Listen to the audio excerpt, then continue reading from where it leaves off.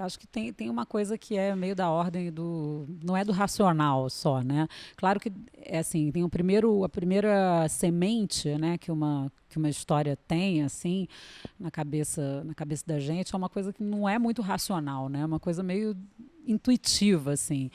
E aí depois você pode fazer as perguntas racionais, né? No caso, você olha, deu um negócio e fala, gente, peraí, será que alguém já fez essa história? Se não fez, tem que fazer uma coisa meio assim, realmente da ordem do instinto. Aí depois você começa a se perguntar, né, racionalmente, isso realmente rende um reconto, né, uma interpretação audiovisual. Isso aqui dá para...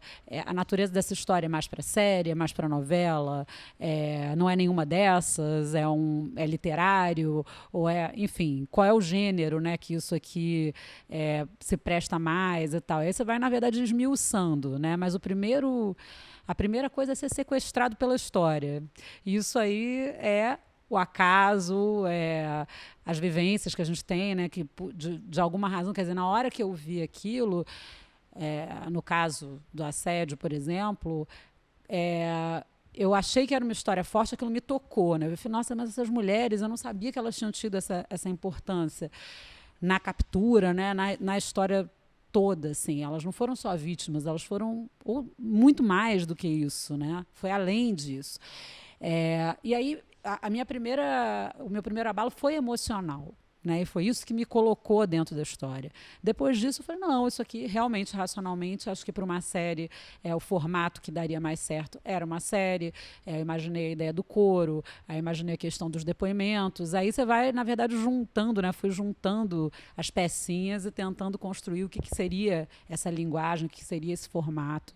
E aí, depois, ao longo do processo de fazer a série, ir entendendo sobre o que é exatamente que a gente está falando, né? Assim, o simbolismo disso, né? Estou falando de dois mundos que estão em confronto, né? Um mundo do Roger, desse médico que durante tantos anos cometeu crimes tão atrozes sem ser perturbado, né? Uma sociedade que é permissiva em relação a isso, e do outro lado um mundo onde essas mulheres passam a ter voz, né? Passam a confrontar esse sistema, e a história é sobre o confronto desses dois mundos aí. Mas eu só entendi, a gente às vezes né? Às vezes não sempre, a gente precisa fazer o projeto para ir entendendo realmente o que é o cerne, né, do negócio. Quase como se no primeiro momento a gente antevê que aquilo pode dar uma coisa muito forte, essa antevisão é instintiva, e depois a gente precisa escrever para realmente ver o que é que a gente está contando, né? Assim, quase que o processo de escrita é um processo da gente mesmo passar a entender aquela história que a gente está contando. Primeiro foi naquela livraria de pé ali ainda, e interessante que isso aconteceu comigo também em relação ao Dois Irmãos, que foi a série que eu fiz antes, que eu também fui sequestrada na Livraria da Travessa e também fiquei lendo ali de pé. Então, eu vou, assim, quando eu tiver sem ideia, vou frequentar bastante a Livraria da Travessa, que eu já frequento, claro. Mas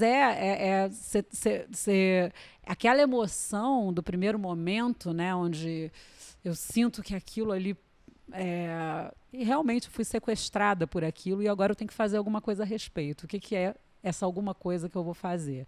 E aí eu tenho que descobrir, né? O Rio Tchussi é um oásis, né? Eu acho que em qualquer tempo, em qualquer época, mas acho que especificamente agora, né, é um oásis realmente, assim, quando a gente se depara com tantas adversidades, né, para o mercado audiovisual, é tão difícil, né? E aí, de repente, você chega num evento como esse e você vê, não, tem saído, olha só o quanto isso pode gerar, né, de interesse, de empregos, de dinheiro, enfim, de troca de conhecimento, né? É muito raro a gente ver um evento desse porte atingir tanta gente com tanta força como o Rio Tchussi.